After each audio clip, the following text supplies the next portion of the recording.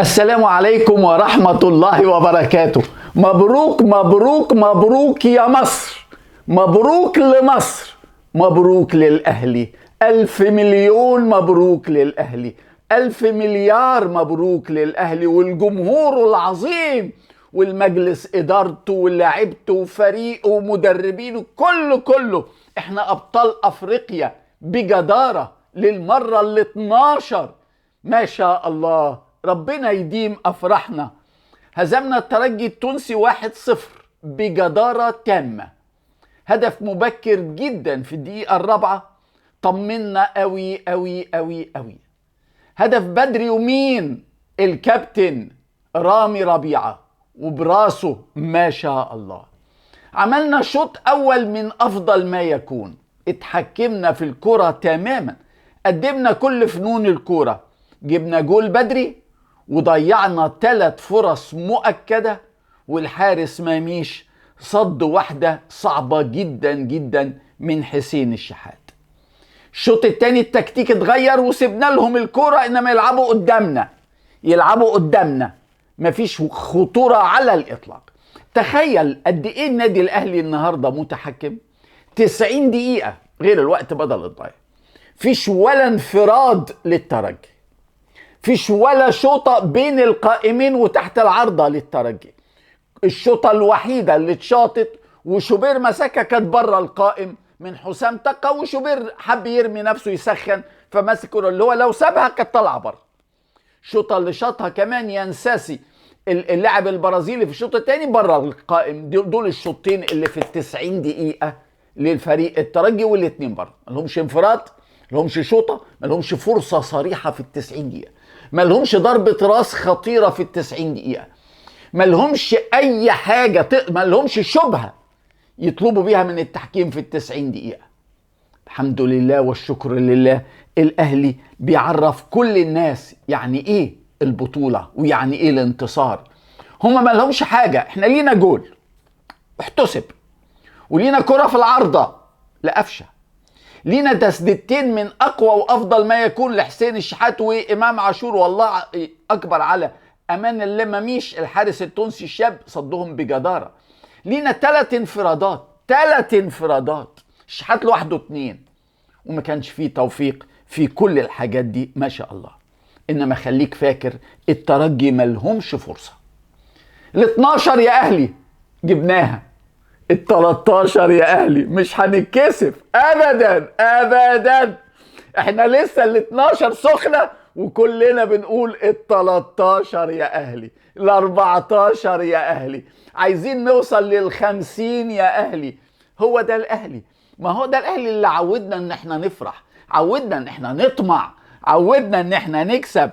ال12 يا أهلي وبنقول ال13 يا أهلي.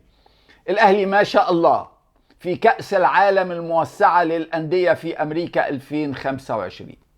الأهلي ما شاء الله في كأس العالم بين القارات انتركونتيننتال، لأول مرة الفيفا هينظم البطولة دي للأندية 2024 2025. الأهلي موجود من فضل الله. الأهلي في دوري أبطال أفريقيا السنة الجاية بدون ما ينظر لنتائجه في الدوري.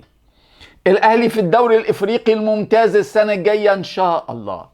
الأهلي في كأس السوبر الإفريقية مع الزمالك، بس المرة دي مش في جنوب إفريقيا، المرة دي مش مع حكم مرتشي اسمه بطرس ماتابيلا، لا، المرة دي هتقام إن شاء الله في السعودية، وإن شاء الله هتقام مع طاقم حكام أكثر حيادا وأكثر نظافة ومش مرتشي. الأهلي سيد كرة القدم في العالم، سيد كرة القدم في العالم بجدارة. هات لي نادي من في العالم ده كله كسب بطولات قد الأهلي، حتى على الصعيد القاري والصعيد العالمي. ريال مدريد سابقنا، إنما ريال مدريد لعب قبلينا بفرق 20 سنة. ريال مدريد لعب 56، احنا لعبنا 76. لو لعبنا زيه من 56 كان زماننا معانا بطولات قده مرتين. إنما الحمد لله لما تحسب بطولات ريال مدريد من 76 لغاية النهاردة من يوم ما احنا بدأنا، أقل مننا كتير كتير كتير. احنا أسياد العالم. يلا يا أهلوية، يلا نغني، يلا نهتف، يلا نرقص، يلا نحيي. ما شاء الله، مبروك للأهلي البطل الزعيم زين النوادي، مبروك لمحمود الخطيب رئيس مجلس الإدارة، النهاردة تشوفوا على منصة التتويج، والفرحة مش سايعاه بولاده وأحفاده. الفرحة مش سايعاه لأنه اشتغل واجتهد وربنا نوله. معاه مجلس إدارة محترم جدا جدا جدا، الله يرحمه العمري فاروق كان نفسي يكون معانا في يوم زي ده، وخالد مرتجي وبقية المجموعة الذهبية، حتى الجهاز الإداري الدكتور سعد شلبي رائع، جهاز فني مارسيل كولر، جهاز إداري خالد بيبو، معانا كوكبة لاعبين ولا أفضل، معانا جمهور. لا يا جماعة، جمهور الأهلي ده ملوش زي ولا هيبقى له زي في التاريخ. جمهور الأهلي النهاردة خلى استاد القاهرة بقعة حمراء. الطيارة اللي معدية فوق استاد القاهرة هتفاجأ ان في حتة حمراء في القاهرة، بقعة كده حمراء جميلة في استاد القاهرة. مفيش خرم إبرة في استاد القاهرة غير الأماكن اللي الشرطة حجزتها لجمهور الترجي. كل الأماكن الأخرى ما شاء الله أكتر من 80,000 أهلاوي. ونظام إيه؟ نظام بديع، نظام محترم، نادي محترم يا جماعة.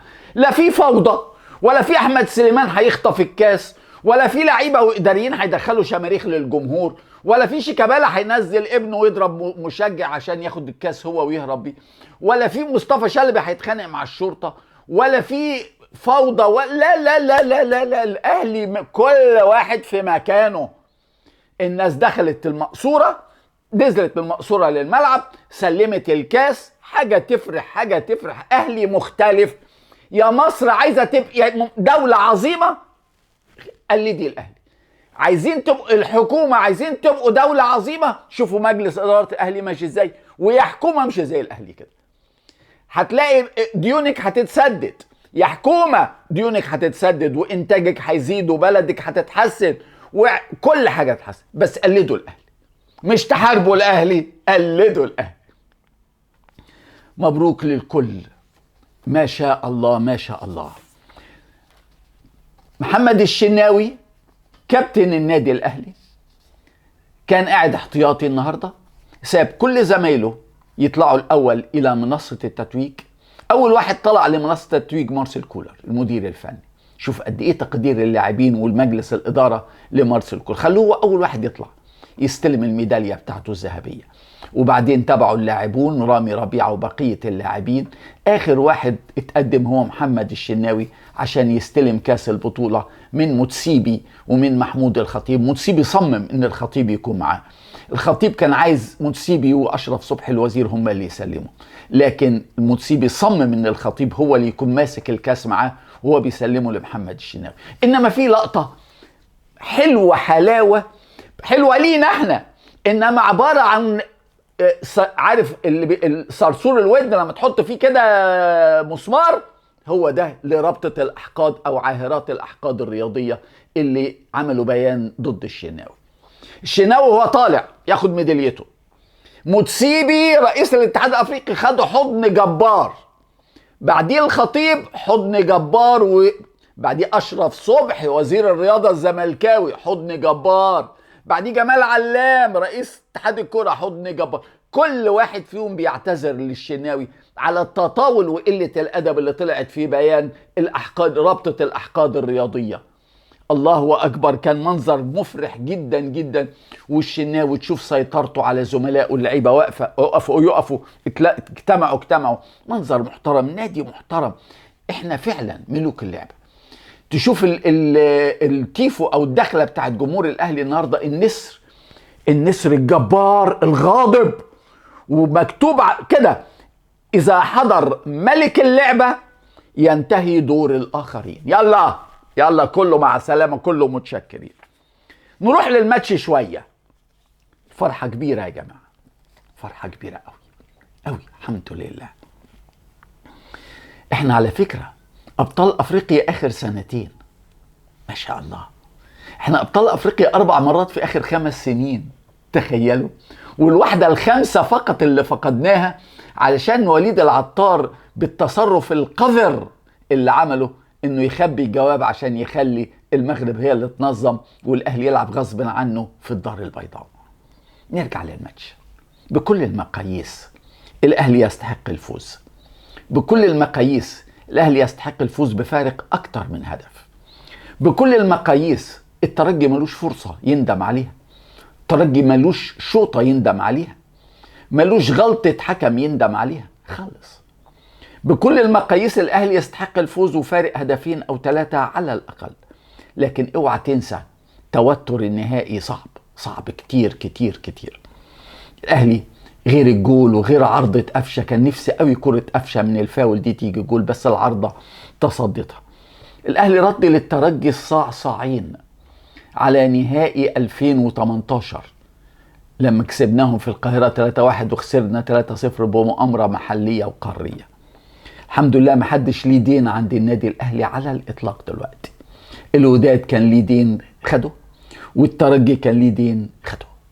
كل واحد كسب الأهلي بطريقة مش سليمة اترد له الدين وأكتر.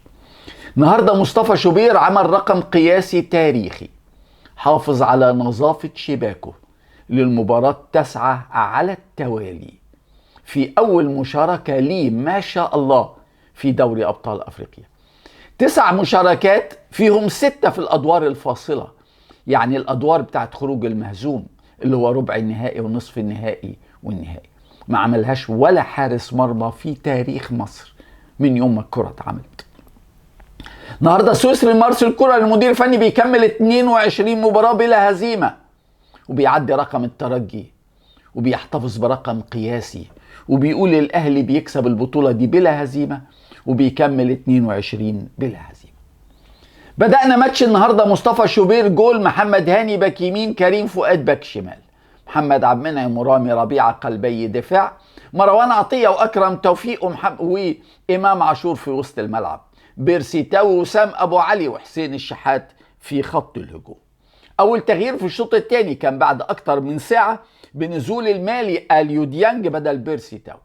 مع نزول أليو ديانج تكتيك الأهلي اتغير تماما تماما تماما، وبقى أفضل من الوقت اللي كان بيلعبه قبل ما ينزل ديانج. مع نزول ديانج كولر غير طريقة لعبه وبقى يضغط عالي. احنا لغاية نزول ديانج كان الأهلي سايب للترجي نص ملعب الترجي كله، وأول 10 أمتار في نص ملعب الأهلي. الترجي بيوصل للكرة لغاية نص ملعب الأهلي ومحدش يقابله. بعد نزول ديانج لعب ضاغط قدام، وسام ضاغط قدام، الشحات ضاغط قدام، إمام ضاغط قدام، أكرم ضاغط قدام، والفرقة الأداء تحسن شوية بعد نزول ديانج. قبل النهاية ب10 دقايق نزل مجدي قفشة ومحمود كهربا بدل مروان عطية ووسام أبو علي، وفي الوقت بدل الضايع نزل ياسر إبراهيم وطاهر محمد طاهر بدل حسين الشحات وإمام عاشور. كان نفسي قوي يكون معانا النهاردة علي معلول، ربنا يشفيه. كلهم أبطال النهاردة، كلهم أبطال بمعنى أبطال. تخيلوا شوبير مثلا لا يختبر، لما تيجي تديله درجة النهاردة مش هتقدر تديله درجة، ما اختبرش. الشوطة الوحيدة اللي نام عليها كانت طالعة بره، بس هو حب يعني ايه يسخن شوية. اكتر لاعبي الاهلي النهاردة بذلا للجهد وقطعا للمسافات في الملعب اكرم توفيق، واكثرهم كمان تضحيات في الدخلات الصعبة وتعرض لإيذاء كتير جدا. لكن احسنهم مهاريا امام عاشور، لما الكرة بتجيله انت بتنبسط كده، بيجيلك سعادة انك تشوفه. هدف المباراة الوحيد في الدقيقة الثالثة ركنية لعبها حسين الشحات، كرة مرت من كل الرؤوس ومرت من محمد عبد المنعم وراه، غريبة مرت محمد عبد المنعم لأنها كانت في متناول محمد عبد المنعم. الكرة مرت بجوار راس عبد المنعم كده بالظبط، راسه كده والكرة مرت كده يعني في متناوله، بس قبليه كان لاعب مخبي عليه الكرة. عدت من محمد عبد المنعم لقت رامي ربيعة رجليه الاثنين على الأرض، ما نطش، رجليه الاثنين على الأرض، واقف على الأرض، لقى الكرة جايه له، ما شاء الله اتصرف صح. يعني ايه اتصرف صح؟ يعني حطها براسه لتحت، ما نطحهاش لفوق زي ما كنا متعودين منه، لا لعبها براسه لتحت. عشان كده ربنا كرمه، الكرة راحت خبطت في رجل اهوله وغيرت اتجاهها، حاول حارس المرمى امين الله ما ميش يلحقها، خدت ايده بس دخلت الجول ولزقت في الشبكة خلاص واستقرت في الشبكة. هدف البطولة. تخيلوا رامي ربيعة هو بيعمل رقم قياسي تاريخي لكل لاعبي كرة القدم في إفريقيا، وهو بيفوز بدوري ابطال افريقيا للمره السادسه في تاريخه، ما عملهاش اي لاعب في تاريخ افريقيا من فضل الله. مبروك لرامي ربيعه. وهو بيحقق الانجاز ده هو كابتن الفريق اللي نزل ولعب الماتش، وهو صاحب هدف المباراه. ياه، تاريخ كبير يا رامي، تاريخ كبير تستحقه بكل تاكيد. انما الشوط الاول فيه حادثه مسيئه لكره القدم الافريقيه، مسيئه جدا لكره القدم الافريقيه. في حاله طرد لا يمكن تفوت، نفس اللاعب اهولو داس على اكرم توفيق برجله بشكل منتهى القسوه ومنتهى العيزاء ومنتهى العنف، لا يمكن يكون فيها غير طرد. اللعبه مشيت على طول لان كان في فرصه للنادي الاهلي، والاهلي راح وكانت فعلا في فرصه وكانت تقدر تيجي جول، لكن ربنا ما وفقش الفرصه. رجع الحكم ندالا بانذار لاهولو. المخرج الاسباني، والحمد لله ربنا اكرمنا بالمخرج الاسباني النهارده، عاد اللعبه من 5 زوايا مختلفه، 5 زوايا مختلفه، كل زاويه بتقول اللعبه طرد طرد طرد طرد طرد. الفيديو فين؟ كنا بنحترم الجزائري بن حلو ابراهيم. بن حلو ابراهيم هو اللي كان قاعد على الفيديو، شاف اللعبه من كل الزوايا وما طلبش الحكم. اللعبه كانت في الدقيقه 20، هو خاف يبقى في طرد بدري فبلعها، وده عيب، ده عار على كرة القدم في افريقيا. طرد مؤكد، حادثة لو اتكررت في كل ملاعب العالم هيبقى فيها طرد. عيب ان ما يبقاش فيها طرد في نهائي دوري ابطال افريقيا، عيب قوي، عيب جدا. بن حلو ابراهيم، بن لحو ابراهيم ده هيفقد درجات كتير كتير كتير واحترام كتير بعد تغاضيه عن اللعبة دي. انما التحكيم من الكونغولي نادالا ما كانش سيء، في غلطات زي حالة الطرد دي، في فاولات اتحسبت غلط بس والله هنا وهنا، انما كان هادي قوي وكان مسيطر على المباراة وكان قريب من الكورة، وكان ميزان العدالة عنده مش مكسور. الاهلي في الشوط الاول عمل كرة جيدة جدا في التنوع، في الهجوم، في استغلال المساحات، في اللعب على المرمى. بيرسي تاو لو كان موفق في الشوط الاول كنا جبنا جونين، لو موفق. مرتين بيشوط من مكان كويس جدا وفي المرتين بيشوط بره. حسين الشحات لو موفق في الشوط الاول نجيب جونين، بس للاسف ما كانش موفق والانفراد بتاعه ضاع. خلاص كده الاهلي والزمالك في السوبر الافريقي في السعوديه بعد 30 سنه من مباراه العار. كده الاهلي ضمن من فضل الله 4 مليون دولار جائزه المركز الاول للبطوله من فضل الله، من فضل الله. شيء ممتع جدا جدا جدا انك تعيش فرحة انتصارات الاهلي سنة واثنين وثلاثة واربعة.